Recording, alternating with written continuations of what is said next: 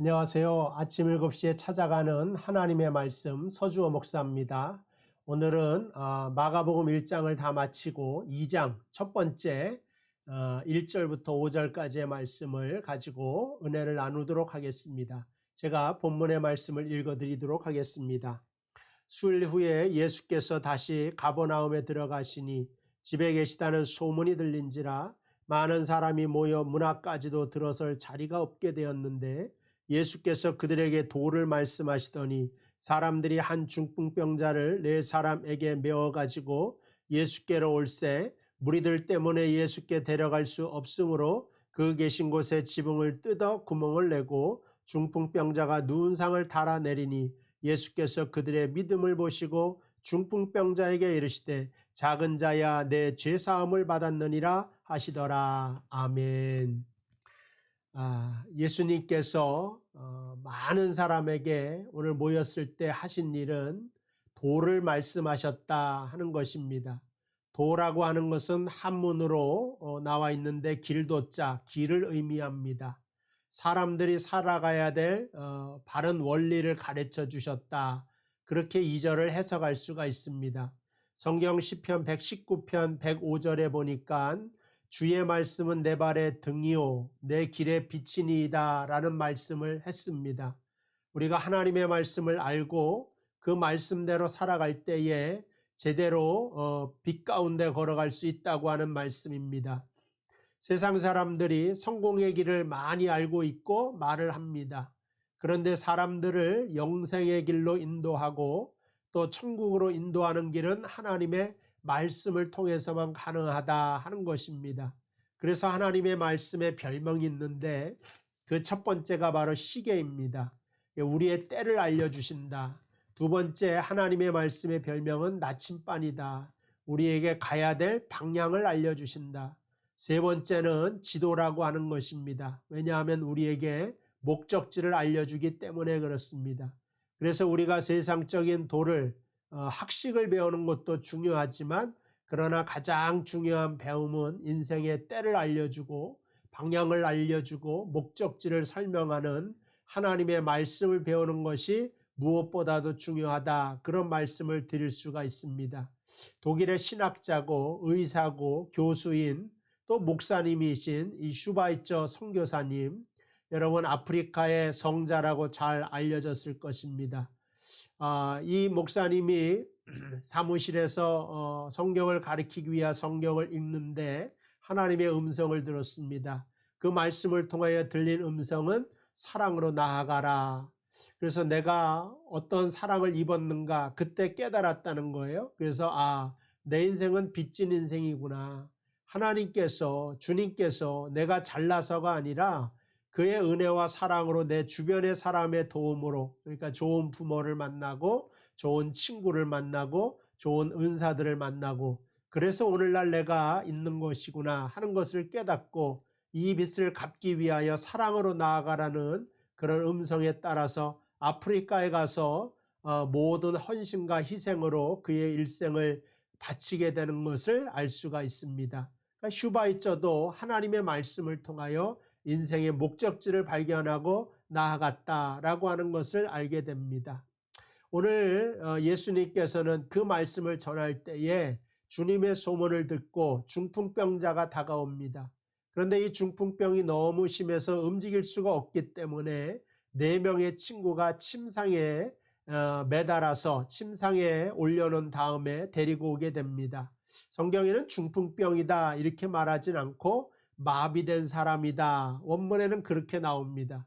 그러니까 이건 충분히 우리가 영적으로 생각해 볼 문제가 이건 병자만의 문제가 아니라 그 당시에 이스라엘 사람들이 그 영적으로 완전히 마비되어져 있는 상태였다.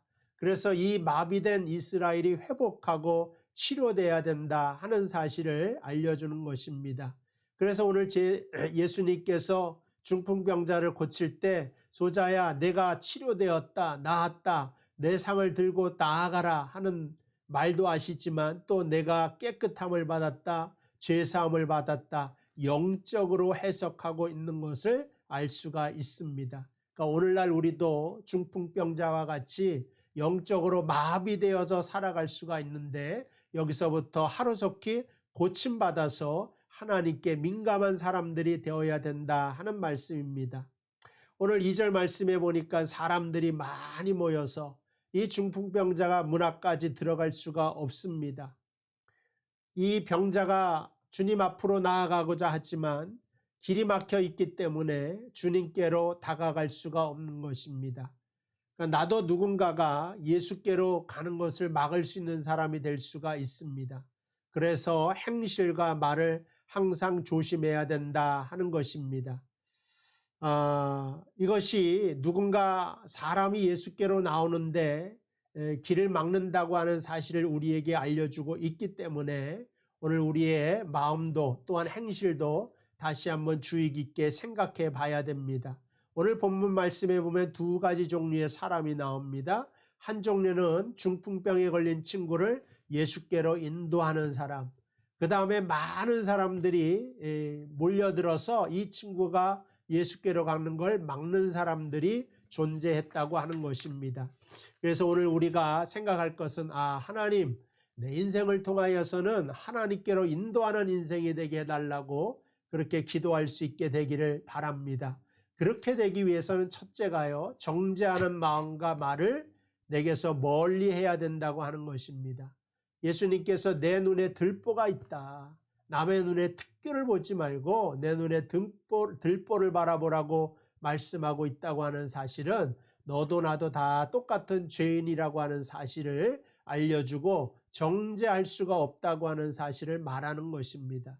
두 번째, 제가 여러분들에게 말씀드리고 싶은 것은 아량의 마음을 가져달라 하는 것입니다. 아량은요, 너그럽고 깊은 마음씨라고 국어사전에 나와 있습니다.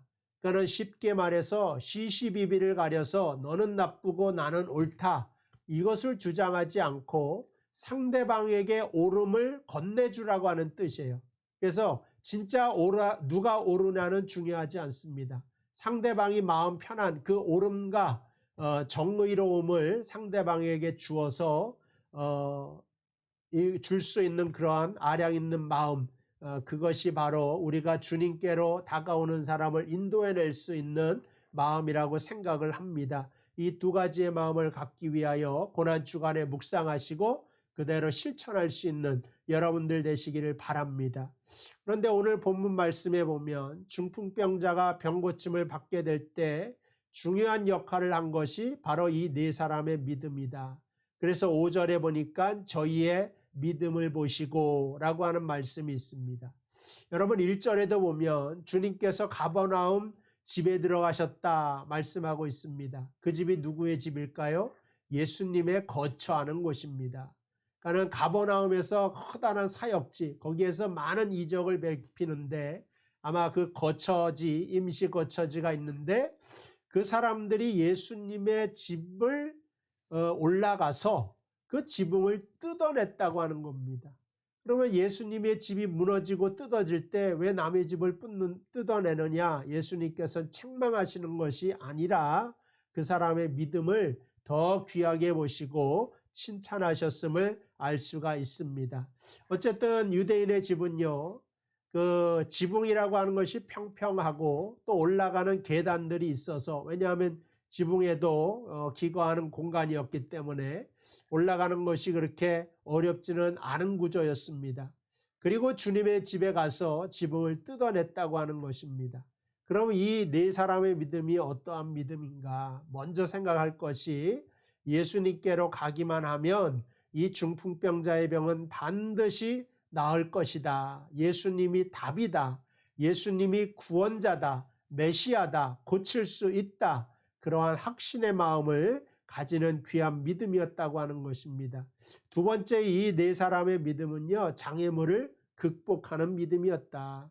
예수님께로 나아가고 신앙생활하는 것이 순탄하고 평탄하기만 한 것은 아닙니다. 내적으로 기쁨과 평안을 줄 수 있고, 그러나 외적으로는 환난과 핍박이 있을 수가 있다. 오늘 중풍병자도 예수님께 데리고 가는데 꽉 막혀서 포기할 수도 있습니다. 내일 오자고 할 수도 있습니다. 안 되겠다고 말할 수가 있습니다. 그런데 이 사람들은 또 다른 방법으로 맡고 있는 사람하고 싸움하지 않아요. 말싸움하지 않습니다. 실랑이 벌이지도 않습니다. 주님께로 갈 수 있는 다른 길을 찾아서 지붕으로 올라가게 된 것을 알 수가 있습니다. 우리도 예수님을 위하여 일할 때, 신앙생활 하고자 할 때 장애물이 우리를 가로막을 수가 있습니다. 믿음의 삶을 살아갈 때 이러한 장애물이 있을 수 있는데, 이러한 장애물을 잘 극복하고 나아갈 수 있는 그러한 여러분들 되기를 바랍니다. 예수님께서 보시는 믿음은 단순히 입으로 믿는 믿음이 아니라고 생각합니다. 사람과 환경을 탓하고 이것을 핑계대면서 주저앉아 있는 모습을 예수님께서는 원하지 않으신다고 하는 것입니다. 우리 중풍병자의 네 친구와 마찬가지로 예수님께 나아가기 위하여서 절박한 마음을 가지고 길을 만들어낼 수 있는 그러한 결단을 보이기를 바랍니다. 어쨌든 오늘 말씀을 통하여 믿음을 막는 사람이 아니라 예수께로 인도하는 사람이 되자. 인도하기 위해서는 정죄하지 않는 마음이 중요하고 아량의 마음을 갖는 것이 중요하다고 하는 것입니다. 이 네 친구의 마음은 절박한 그 사랑의 마음이 있었기 때문에 장애물을 뚫고 나아갈 수 있는 그런 믿음이었다고 하는 것입니다. 자, 오늘 우리는 네 사람이 합심으로 한 친구를 중풍병의 저주에서 건져내는 것을 우리는 보고 깨달았습니다. 우리 명성교회 성도 여러분들도 네 사람입니다. 여러분들이 이 네 사람에 다 포함되어서 함께 앞으로 나아감으로 말미암아 교회의 어떤 장애물이라도 다 극복할 수 있게 되기를 주님의 이름으로 축복을 드립니다. 다 같이 기도하겠습니다. 하나님 감사합니다. 우리 모든 명성교회 성도들이 어려운 사람의 친구가 될 수 있도록 인도하시고, 교회가 어려울 때는 우리 명성교회 모든 성도들이 하나가 되어서 이 장애물을 극복해 나갈 수 있는 믿음을 허락하여 주시옵소서. 또한 우리 가운데 마비된 것, 우리 병에 걸린 것 주님께서 다 치료하여 주시고 온전하게 되어질 수 있도록 역사하여 주시옵소서. 예수님의 이름으로 기도하옵나이다. 아멘. 예, 성도 여러분 감사드리고요. 내일 또 이 시간에 뵙도록 하겠습니다. 안녕히 계세요.